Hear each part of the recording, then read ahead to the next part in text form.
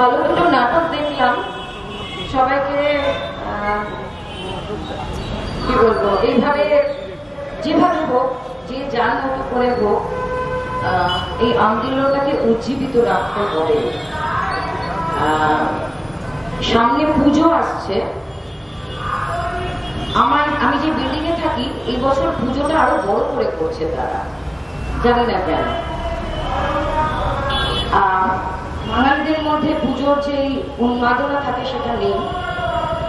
একটু আগে এই নাটকটার মধ্যে একটা জিনিস দেখছিলাম, যে এটা বাজাচ্ছিল কি বলে ডাবলিং মতো, সে সামনে দিয়ে একটা জিনিস ঘোরাচ্ছে, মেয়েটি আসছে তার কাছে ধীরে ধীরে, মেয়েলি সুলভ সব চার্ম নিয়ে, সে তাকে পরিয়ে দিল।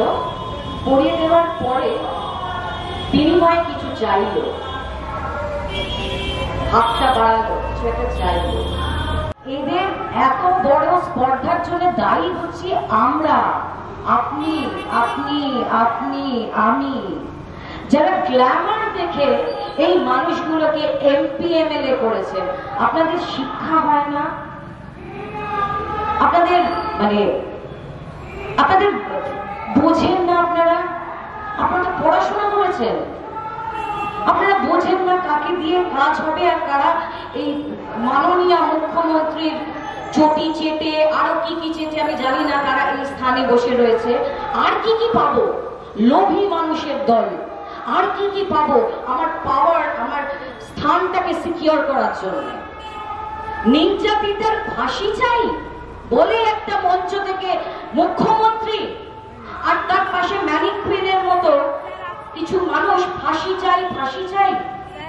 মানে হীরক রাজার দেশে রয়েছি, হীরক রাজার দেশে রাজা একটা কথা বলে ভুলভাল, সব মন্ত্রী সভায় আরো বাকিরা বলে ঠিক ঠিক। আমরা কোথায় আছি? এত ভয় আমাদের কেন? এই ভয় থেকে বেরিয়ে আসতে হবে।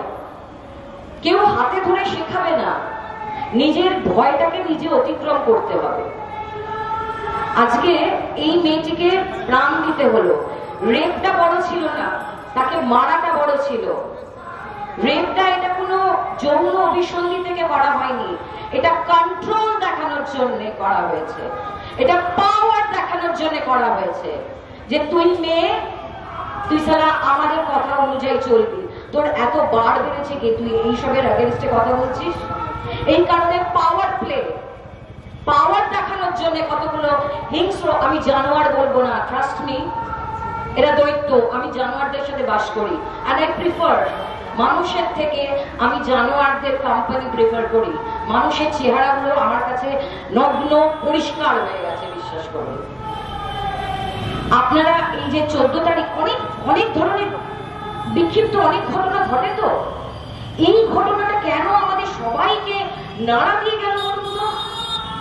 একটু ভাবুন তো। অনেকে আছে যারা এই যে বিভিন্ন অ্যাব্রিভিয়েশন বেরিয়েছে, FOMO, fear of missing out. আমাদের এই ইন্ডাস্ট্রি, যদিও ইন্ডাস্ট্রি আমাকে ত্যাগ করেছে, কারণ আমি বরাবর প্রথম থেকে যে অন্যায়গুলো দেখেছি সেই অন্যায়ের বিপক্ষে আমি কথা বলে গেছি।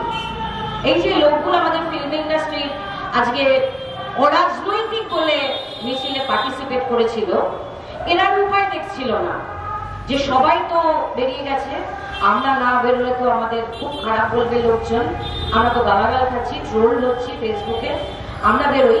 কিন্তু ওই যে ধরি মাছ না ছুঁই পানি করে বেরোবো, অরাজনৈতিক। আমরা আসুন, আমরা নাগরিক হিসেবে বিচার চাই।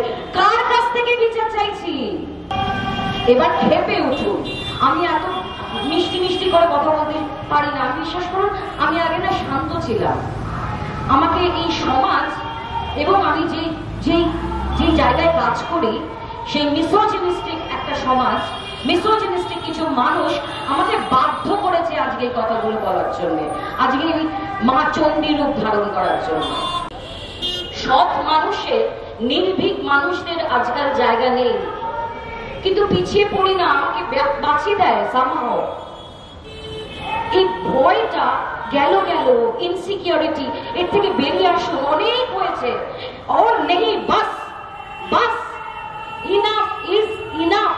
কত বড় স্পর্ধা! মুখ্যমন্ত্রী বলে 10 লাখ টাকা তো দিয়ে ওই অভিষেক বন্দ্যোপাধ্যায় আপনার টাকশাল থেকে টাকা দিচ্ছেন, আর আপনি ঠিক করবেন 10 লাখ টাকা না 1 কোটি টাকা ওই মেয়েটির দাম তার বাবা মার কাছে? কত বড় স্পর্ধা, কত বড় মানে নোংরা মানসিকতা, কত বড় কারাপ্টেড এই লোকজনগুলো। আপনারা এবার না, আর আপনাদের অস্ত্রটা কি? আপনাদের গলা এবং আপনাদের এই ভোট। এইটা একটু আপনারা এবার ভাবুন, এটা আপনার বাড়িতে হতে পারে, তখন কিন্তু আপনার পাশে আর অন্য লোকজনগুলোকে পাবেন না, যদি আজকে আপনার মানে রক্ত গরম না হয়ে ওঠে। আমি যেটা বলি মন থেকে বলি, আপনারাও বলুন কিসের ভয়? যদি মারতে আসে, আমি না আমার নখ দিয়ে কয়েকটা ডিএনএ আমি একদম নিয়ে নেব, যাতে পুলিশ তদন্ত করে বের করতে পারে যে আমাকে কে মারতে এসছে।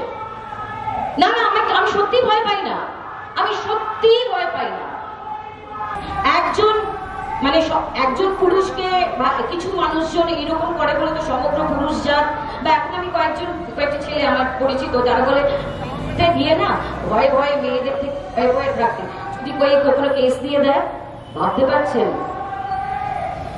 এইরকম অবস্থায় এসে কিছু করার নেই তো, ছেলেরাই তো রেপ করছে। আই এম সরি ভাই, তুমি নয়, ছেলেরাই রেপ করছে, মেয়েরা রেপ করছে, এটা শোনা যায় না খুব একটা। কিন্তু আমি যদি আমার প্রফেশন কি আমার কর্মক্ষেত্রে বলি, ট্রাস্ট মি, অনেক মেয়ে আছে তারা আগে থেকে বলে I am ready to do anything to get this job. Heroine হওয়ার জন্য উল্টো থেকে পুরুষটি বলার আগে সে রাজি। যার জন্য এই সিস্টেমটা আমাদের ইন্ডাস্ট্রিতে বেশি করে এটা খুব নর্মালাইজ হয়ে গেছে। আমি যখন 4-5 বছর আগে নেপোটিজম, ফেভারিটিজম, লবিবাজি নিয়ে কথা বলেছিলাম, এই ইন্ডাস্ট্রি মিডিয়া যারা ঋতুপর্ণাদের তুষ্ট করে চলে, তারা আমাকে বলেছিল বোমা ফেলছেন, বিস্ফোরণ ঘটাচ্ছেন। আমি সত্যি কথা বলেছি। আর একজন ভদ্রমহিলা যার ছবি দিয়ে আমার ছবি দিয়ে এখন সব জায়গায় পোস্ট করা হচ্ছে, তিনি আমার খামতি খুঁজেছিলেন, মেয়েটা মেয়েদের হয়ে বলে, বুঝলেন তো? সুতরাং সব মেয়ে কিন্তু সতী নয়, এটাও কিন্তু মাথায়। মেয়েরা কিন্তু মেয়ে হওয়ার সম্পূর্ণ অ্যাডভান্টেজ নেয়। আমার বক্তব্য, এই আন্দোলনটা যেন না থামে, এইটা থেকে না মানে এই তিলোত্তমা মানুষের চোখ, মনন সবকিছুকে কিরকম খুলে দিল। মানুষের ভেতরে যে এতদিনের পুঞ্জীভূত রাগ, এইটা না মানে ভোলক্যানোর মতো একটা ইরাপশন ঘটলো, যেটা আমার মনে হয় আমরা কেউ মানে এই বাংলায় এইভাবে আমরা দেখিনি। সুতরাং এই মিছিল, এই সভা আর ওই ওপর নেকু পুষুমুড়ু করা সভা নয়। এবার একদম দরকার হলে মমতার বাড়ি কালীঘাট, নবান্ন, অভিষেকের হাজরার বাড়ি যেটা ঘেরাও করে থাকবে, সেখানে গিয়ে সভা হোক। এরা ধূর্ত, এরা শয়তান, এরা যে কি মানে আমি আপনি বুঝবো না, কারণ আমাদের ওই রেডারে পড়ে না ওই চিন্তা ভাবনা। এরা ভিনডিকটিভ, এদের ভীষণ প্রতিশোধ স্পৃহা এদের মধ্যে আছে। এরা মার্ক করে, শ্রীলেখা এই বলেছে তো আচ্ছা, অমুকে এই বলেছে তো আচ্ছা। আমার ভয় নেই, আমি আপনাদের বলে রাখলাম, আমি লাইভেও বলেছি, আমি খুন হয়ে যেতে পারি, আমি যদি খুন হই আপনারা জানবেন তৃণমূলীরা খুন করেছে আমায়।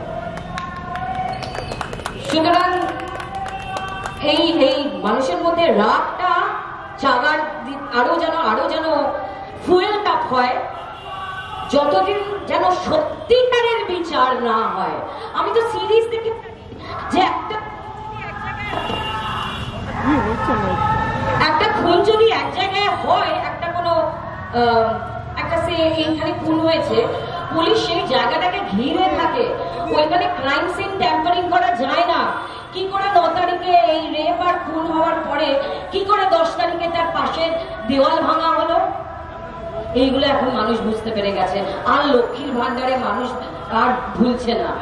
সরি, তোমাদের অনেকের বক্তব্য ছিল আমি যখন লক্ষ্মীর ভান্ডার নিয়ে পোস্ট করেছিলাম, আমি এটা বলবো, ভিক্ষে চাই না। ওই কাঞ্চন মল্লিকরা খুব সরকারি বেতন যখন নেবেন, বোনাস যখন নেবেন, তো কি কারোর ব্যাংক থেকে দিচ্ছে, কেউ নিজের বাড়ি থেকে দিচ্ছে, আপনি কাজ করেছেন তার বিনিময়ে আপনি টাকা নিচ্ছেন, বোনাস আপনার প্রাপ্য বলে আপনি নিচ্ছেন।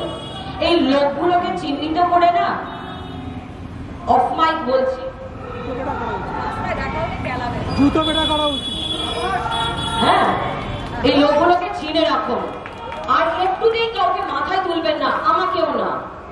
ব্যক্তি পুজোর ব্যাপার নেই এখানে। এখানে সাধারণ মানুষ এসছে, এখানে কেউ স্টার নয় চারটে বাউন্সার নিয়ে আসবে। গো ব্যাক বলেছে, বেশ করেছে, বেশ করেছে, গো ব্যাক বলেছে। তুমি শাঁখ বাজাচ্ছ, পোস্টে তুমি শাঁখ বাজানোর মিউজিক দিচ্ছ, এবার লুকটা ঠিক করে তুমি তিলোত্তমের বিচার চাই, ন্যাকামি হচ্ছে এখানে। সুতরাং এই লোকগুলো, এরা পিশাচ, এরা লোভী, এরা পাওয়ার মঙ্গাস, এদের বাড়িতে ইডি যায়, এরা সাধারণের টাকা লন্ডারিং করে, সাধারণ রোজগারির টাকা লন্ডারিং হয়। আর যখন আমাকে তৃণমূলীরা আমার 2 বছর আগে জন্মদিনে পার্টি করছি বাড়ির ছবি ছেপে নোংরা কথা বলে যাচ্ছে, তখন আমাদের এই ইন্ডাস্ট্রির লোকজন, আমি তো রেপ হচ্ছি এই পুরো প্রসেসটায়, এটা তো আমাকেও রেপ করা হচ্ছে, আমাকেও তো তিলে তিলে মারা হচ্ছে।